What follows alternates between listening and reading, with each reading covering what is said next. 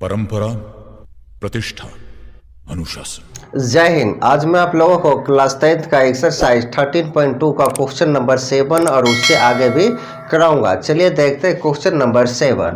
Question है आपका 3.3 metre ऊंचाई का एक टेंट एक लंबवृत्तीय बेलन के रूप का है। इसके व्यास 12 मीटर एवं ऊंचाई जो है 2.2 मीटर है। फिर इस पर समान व्यास की एक लंबवृत्तीय शंकु अध्यारोपित है। मतलब जितना शंकु का होगा व्यास उतना ही बेलन का भी व्यास होगा। फिर है टेंट में लगे कैनवास का खर्च ज्ञात करना है। यदि कैनवास की दर जो है 500 रुपया प्रति वर्ग मीटर है तो सबसे पहले आपको क्या बना लेना है, एक बेलन बना लेना। चलिए एक बेलन बना लेते हैं। यह हो गया आपका बेलन।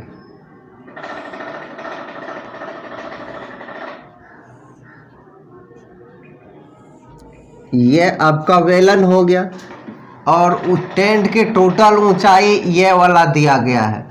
और यहाँ पर जो है ये व्यास दिया गया है किसका, बेलन की व्यास। यहाँ से यहाँ 12 मीटर जो है बेलन की व्यास हो गया। और ऊंचाई इसका बेलन की ऊंचाई भी दिया गया है कितना, h बराबर 2.2 मीटर का है। और इस पर जो है समान व्यास का एक लंबवृत्तीय शंकु अध्यारोपित है। जितना ये व्यास है ना उतना ही शंकु का भी व्यास होगा। शंकु का भी व्यास यही रह गया। और उसके बाद इस टेंट की टोटल ऊंचाई यानी कुल ऊंचाई दिया गया है आपको यहाँ 3.3 मीटर। तो यहाँ से लिख दीजिए ये हो गया 3.3 मीटर का टोटल ऊंचाई। यानी ये आपका शंकु की ऊंचाई हो जाएगा कितना, ये 2.2 यहाँ से यहाँ तक हो गया और यहाँ से पूरा है 3.3। तो ये आपका हो जाएगा 1.1 मीटर क्या, शंकु की ऊंचाई। ये वाला ऊंचाई शंकु की ऊंचाई हो गया। और ये पूरा व्यास है तो त्रिज्या आप कितना होगा, 12 का आधा होगा तो 6 हो जाएगा त्रिज्या किसका, शंकु का। बेलन की भी त्रिज्या 6 मीटर की हो जाएगी। तो चलिए ये सभी अब आपको लिख देना है। सबसे पहले लिखना है टेंट की कुल ऊंचाई। तो लिखिएगा टेंट की कुल ऊंचाई कितना है, 3.3 मीटर का है। तो बेलन की ऊंचाई भी दिया क्या, बेलन की ऊंचाई h1 इसका नाम दे देते हैं। तो यह 2.2 मीटर है। तो शंकु की ऊंचाई क्या हो जाएगी, शंकु की ऊंचाई हो जाएगी, शंकु की ऊंचाई, शंकु की ऊंचाई को h2 नाम दे देते हैं। तो यह पूरा क्या है 3.3, हमको इतना को ऊंचाई चाहिए यानी 3.3 घटा 2.2, h2 बराबर निकल गया 1.1 मीटर। अब व्यास चूंकि दोनों को समान है, दोनों की त्रिज्या भी समान होगा, लिखना है शंकु तथा बेलन की व्यास कितना है, 12 मीटर का। दोनों का त्रिज्या हो जाएगा कितना, 6 मीटर का दोनों का त्रिज्या हो जाएगा। इतना आप लिख दिए। अब आपको क्या करना है, टेंट के कुल क्षेत्रफल निकाल लेना है। संपूर्ण टेंट का क्षेत्रफल बराबर, यहाँ लिखिए क्षेत्रफल के लिए आपको क्या चाहिए, शंकु का त्रिज्या L भी चाहिए, तिर्यक ऊंचाई। तो L आपको पहले निकालना होगा। लिख दीजिए यहाँ से शंकु की तिर्यक ऊंचाई, तिर्यक ऊंचाई यानी L बराबर क्या फॉर्मूला होता है आप जानते हैं, L बराबर होता है h² जोड़ r² रूट अंदर देकर। अब h आपको मालूम है कितना है, h आपको मालूम है 1.1 शंकु की 1.1 पर स्क्वायर और ये 6 पे स्क्वायर। और यह हो जाएगा 1.21 जोड़ ये 36 हो गया। इसको जब आप ऐड करिएगा तो क्या निकल जाएगा 37.21, ये L निकल गया। अब इसका रूट निकालिएगा तो लगभग आ जाएगा 6.1 मीटर का L निकल गया। उसके बाद आपको क्या करना है, इसका आप संपूर्ण क्षेत्रफल निकालना है। यहां से लिखिए टेंट, कलर चेंज कर देते हैं, टेंट की संपूर्ण क्षेत्रफल बराबर, तो क्या क्या होगा, शंकु का क्षेत्रफल, शंकु का क्षेत्रफल जोड़ बेलन का क्षेत्रफल। इस तरह से आपको लिख देना, यहां से घेर देते हैं। शंकु का क्षेत्रफल हो गया पाई आर एल जोड़ बेलन का क्षेत्रफल 2 पाई आर एच, यह हो गया। अब सबका वैल्यू अब आपको रख देना है। यहाँ 22/7, आर क्या है शंकु का, जो बेलन का दोनों का 6 और एल यहाँ निकला है 6.1। अब जोड़ फिर 2 पाई का वैल्यू 22/7, आर है 6, एच बेलन की एच है 2.2, यहाँ पर 2.2 रख दिए।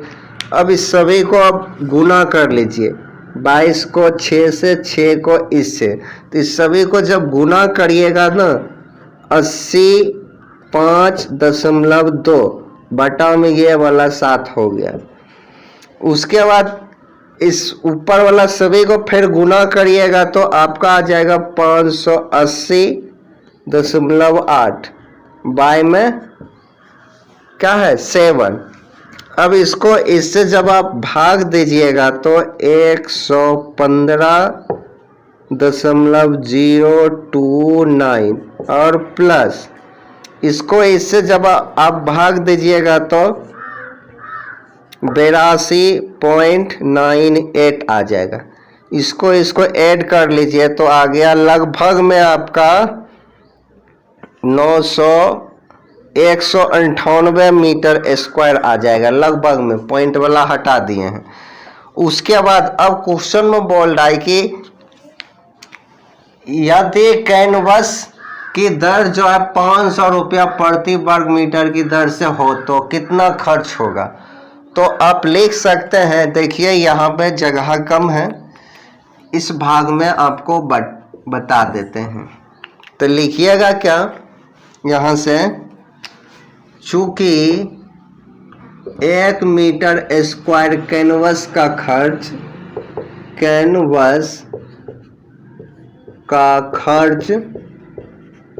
बराबर 500 रुपया है, इसलिए हमारे पास क्या आया 198 मीटर स्क्वायर।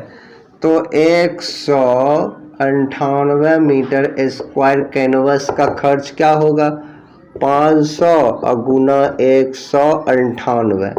इसको जब आप मल्टीपल करिएगा तो 99,000 रुपीज आ जाएगा, यानी 99,000 रुपया खर्च लगेगा। तो अब चलते हैं नेक्स्ट क्वेश्चन की ओर। तो चलिए अब देखते हैं क्वेश्चन नंबर 8। क्वेश्चन है आपका, एक बेलनाकार टब जिसकी त्रिज्या जो है 5 सेंटीमीटर है और लंबाई जो है 9.8 सेंटीमीटर है, पानी से भरा हुआ है बेलन। सबसे पहले आपको एक बेलन बना देते हैं, ये आपका एक बेलन हो गया, ये पानी से पूरा भरा हुआ है। उसके बाद इसकी त्रिज्या दिया गया, बेलन की त्रिज्या आपका दिया हुआ है, यानी R बराबर 5 सेंटीमीटर, और इसकी ऊंचाई भी, लंबाई यानी H बराबर दिया गया है। इसकी बेलन की H आपका यहाँ लिख देते 9.8 सेंटीमीटर का है। पानी से इसमें पूरा पानी पूरा भरा हुआ है पानी से। फिर कहता है लंबवृत्तीय शंकु के आकार का एक ठोस जो एक अर्धगोला पे अध्यारोपित है। यहीं पर देखिए एक अर्धगोला है, इस प्रकार से अर्धगोला पर अध्यारोपित है, इस पर एक शंकु अध्यारोपित है। इस प्रकार से टब में डुबा दिया जाता है, इसको उठाकर इसमें डुबा दिया जाता है। तो अब यहाँ पे बोल रहा है कि अगर अर्धगोला की त्रिज्या जो है 3.5 सेंटीमीटर हो, ये अर्धगोला की त्रिज्या कितना हो गया, r बराबर 3.5 सेंटीमीटर है, तथा इस शंकु की ऊंचाई के बारे में बोल रहा है, तथा ऊंचाई जो अर्धगोले से बाहर ऊपर में 5 है, यानी h बराबर ये आपका 5 सेंटीमीटर हो गया। तो टब में बचे पानी का आयतन ज्ञात करिए। तो इसको उठा कर इसमें डालिएगा, ये पूरा पानी से भरा हुआ है, इसको उठा कर डालिएगा तो पानी ये जितना ये क्षेत्र छेकेगा उतना पानी बाहर निकल जाएगा। तो जो पानी बच गया है उसका क्षेत्रफल बोल रहा है, उसका आयतन ज्ञात करना है। आपको क्या करना, बचे हुए पानी का आयतन ज्ञात करें। तो आप समझ गए होंगे, इसका जैसे ही इसको इसमें उठा कर डालेंगे तो पानी बाहर निकलेगा ही, बचा हुआ पानी का आयतन निकालना है। तो चलिए अब यहाँ से लिख दीजिए, पहले बेलन के बारे में लिख देना है। बेलनाकार टब की त्रिज्या या ऊंचाई h बराबर 9.8, इसका h1 नाम दे देते, इतना सेंटीमीटर। ऐसे का त्रिज्या हो गया r1 कितना, 5 सेंटीमीटर। बेलन का क्या क्या ऊंचाई और त्रिज्या लिख दिए, r1 और h1। अब जो है अर्धगोला और शंकु दोनों की त्रिज्या समान है, क्योंकि अर्धगोला पर ही शंकु अध्यारोपित है, इसलिए दोनों का त्रिज्या समान होगा। तो आप लिख सकते हैं अर्धगोला तथा शंकु की त्रिज्या यानी r2 3.5 सेंटीमीटर और ऊंचाई इसकी हो गई, शंकु की ऊंचाई, शंकु की ऊंचाई h2 बराबर 5 मीटर हो गया, 5 सेंटीमीटर। ये सभी लिख दिए। अब आपको क्या निकालना है, इसका आयतन निकालना है, यानी टब में बचे पानी का आयतन बराबर। तो चलिए लिखिए, यहाँ से यहीं पे एक लाइन लिख देते हैं, टब में बचे पानी का आयतन बराबर। तो क्या क्या लिखिएगा, बेलन का आयतन, बेलन का आयतन और माइनस करना है, माइनस करके क्या लिखिएगा, अर्धगोला का आयतन लिख देते हैं, अर्धगोला का आयतन और माइनस शंकु का आयतन, शंकु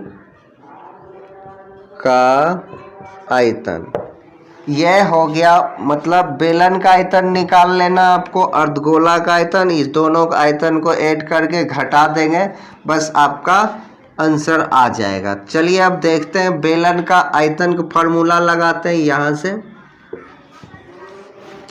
तो लिखिएगा बराबर देकर बेलन का आयतन हो गया πr² और माइनस अर्धगोला का आयतन हो गया 2/3 πr3। फिर है माइनस शंकु का आयतन हो गया 1/3 πr²h। इस तरह से सभी का फार्मूला आपको लिख देना है। अब यहाँ से क्या करिएगा, थोड़ा जगह ले लेते हैं यहाँ से। पाई का वैल्यू 22/7। आर क्या है, ये बेलन के लिए ये H1 है, ये H2 है, और ये बेलन का R1 है, ये R2 है, ये भी R2 है। सबका वैल्यू अलग अलग आएगा। जैसे बेलन का R आपका कितना निकल चुका है, बेलन का R 5 है, यानी 5 गुना 5, और H जो है 9.8 है, 9.8 और माइनस 2/3। पाई का वैल्यू 22/7 और इसका R है R2 आपका 3.5 है 3.5 और इसका 3 बार लिख देते हैं 3.5 इंटू 3.5 फिर यहाँ से -1/3 पाई का वैल्यू 22/7 और R क्या है R आपका फिर यही 3.5 इंटू 3.5 और H2 आपका 5 है ये आपका H2 हो ये R2 हो गया ये H1 हो गया ये R1 हो गया। तो H2 कितना है 5 है इंटू में 5 यहाँ पे 5 दे दिए। अब क्या करना यहाँ से यदि आप पॉइंट हटाइएगा तो यहाँ 10 आ जाएगा 5 के टेबल में काटिए 2 बार में और 98 को 2 के टेबल में काटिए 49 7 के टेबल में आता है 7 बार में कट गया। अब 22 को 5 से गुना करिएगा तो कितना आ जाएगा 110 यहाँ गुना में 7 बच गया है और माइनस। अब क्या करिए इसको इससे काट लेते हैं जो कटने वाला है। अब 22 को 10 गुना करिएगा 44 हो जाएगा। फिर इस सभी को गुना करने पर आपका आ जाएगा 125 यानी 6.125 आ जाएगा। उसके बाद बटा में ये 3 बच गया ये वाला बटा में 3 और माइनस और कोई काटने वाला है। अब क्या करिए आप इसको ऐसे काटिए फिर से। अब 22 को 0.5 से और फिर जो है 3 यहाँ जो है 3.5 और 5 से सबसे मल्टीपल करिएगा तो कुल मिला के आपका आ जाएगा 192 पॉइंट में 5 बाय में 3 आ जाएगा। इतना हो गया। अब इसको गुना कर लेते हैं इस पार्ट को गुना करिएगा 770 और माइनस। अब इसको इससे जब आप गुना करिएगा 44 को 6.125 को जब गुना करिएगा तो 296.5 बटा में 3 आ जाएगा। और इसको इससे डायरेक्ट अब भाग दीजिए 192.5 में जब आप 3 से भाग दीजिएगा तो 64.2 लगभग आ जाएगा। अब यहाँ से क्या है घेर देते हैं जगह कम है ये 770 घटा 3 से जब इसमें डिवाइड करिएगा तो 89.8 और माइनस ये हो गया इतना। अब क्या करते हैं आप जानते हैं ये 770 तो जैसे वैसे ही लिखना है ये माइनस इसको और इसको जब ऐड करिएगा तो 154 लगभग में आ जाएगा। कितना आ जाएगा 154। इसको इससे जब आप माइनस करिएगा तो 616 सेंटीमीटर क्यूब आ जाएगा। यानी टब में बचे पानी का आयतन जो है इतना निकल गया। तो अब चलते हैं नेक्स्ट क्वेश्चन की ओर। तो अब चलिए देखते हैं क्वेश्चन नंबर 9। क्वेश्चन है आपका दवा का एक कैप्सूल जैसा कि चित्र में दिखाया गया। ये आपका दवा का कैप्सूल है एक बेलन के आकार का है। ये एक बेलन के आकार का है और जिसके दोनों सिरों पर ये वाला जो 2 सिर है अर्धगोला है। एक अर्धगोला लगा हुआ है एक इधर से एक इधर से। पूरे कैप्सूल की लंबाई अर्धगोला सहित और बेलन सहित पूरे कैप्सूल की लंबाई 12 मिलीमीटर है यहाँ से यहाँ तक का। और व्यास जो है 5 मिलीमीटर व्यास यानी कैप्सूल की मोटाई जो है 5 मिलीमीटर का है। फिर कहता है इसका पृष्ठीय क्षेत्रफल निकालिए। तो आप तो आराम से निकाल सकते हैं बेलन का क्षेत्रफल और 2 अर्धगोला का क्षेत्रफल। इसके लिए आपको क्या क्या करना होगा। सबसे पहले आपको बेलन की ऊंचाई और त्रिज्या और गोला दोनों गोला की त्रिज्या ज्ञात करना होगा। तो चलिए सबसे पहले लिखिए संपूर्ण कैप्सूल की लंबाई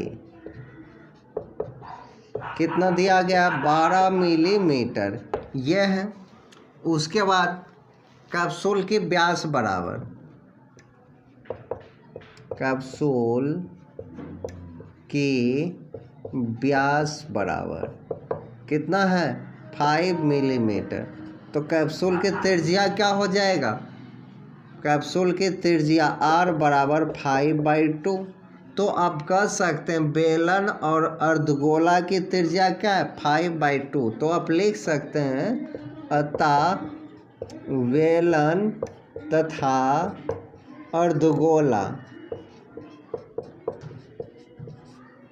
अर्धगोला की त्रिज्या 5/2 इतना हो गया। अब आपको समझना है अर्धगोला मान लीजिए यहाँ से यहाँ तक है, ये वाला भाग 5/2 है और ये वाला भाग भी यहाँ से 5/2 है। तो इतना और इतना भाग तो हट रहा है। तो बेलन की ऊंचाई जब आपको निकालना रहेगा, ये मान लीजिए ब्लू कलर से खींच देते हैं, बेलन की ऊंचाई ये वाला हो गया इतना, ये भाग। तो इतना और इतना दोनों को माइनस कर दीजिएगा तो बीच वाला भाग आपका निकल जाएगा। या आप ऐसे लिख सकते हैं बेलन की ऊंचाई यानी h बराबर क्या लिख सकते हैं 12। ये पूरे कैप्सूल के है लंबाई 12 घटा 2 अर्धगोला का त्रिज्या 2 गुना 5/2। इतना और इतना घटाइएगा तो 2 से गुना कर देते हैं, ऐसे कट गया। यानी h बराबर 12 में से 5 गया तो 7 मिलीमीटर निकल गया। ये बेलन के क्या निकल गया, ऊंचाई निकल गया। और अब हमें सबकी ऊंचाई निकल गया। अब यहाँ हमें क्षेत्रफल निकालना है किसका, कैप्सूल का। तो लिखिए यहाँ से अब कैप्सूल का क्षेत्रफल बराबर, या वक्र पृष्ठीय क्षेत्रफल जो लिखना है तो बराबर में क्या लिखिएगा, बेलन का क्षेत्रफल क्या लिखिएगा,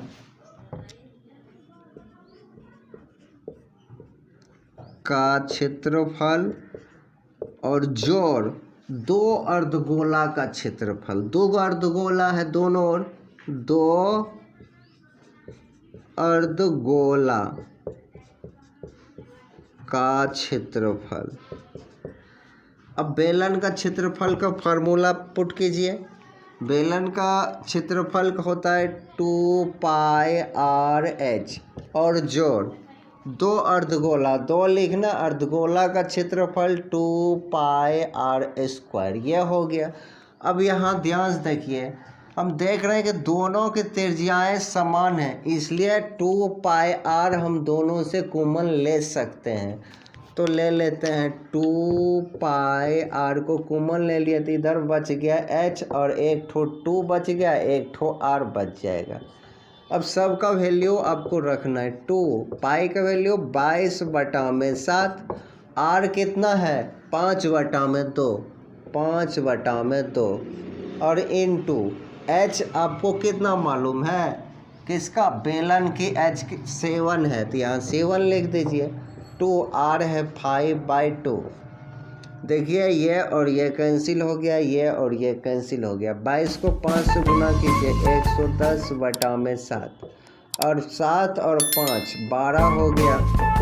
अब 110 को 12 से जब आप गुना करिएगा 13 और 20/7, इसका पूर्णांक तोड़ दीजिए 188.4/7 सेंटीमीटर स्क्वायर। ये आपका निकल गया क्या, पूरा कैप्सूल का क्षेत्रफल। तो अब चलते हैं, अब नेक्स्ट डे मिलेंगे, तब तक जय हिंद।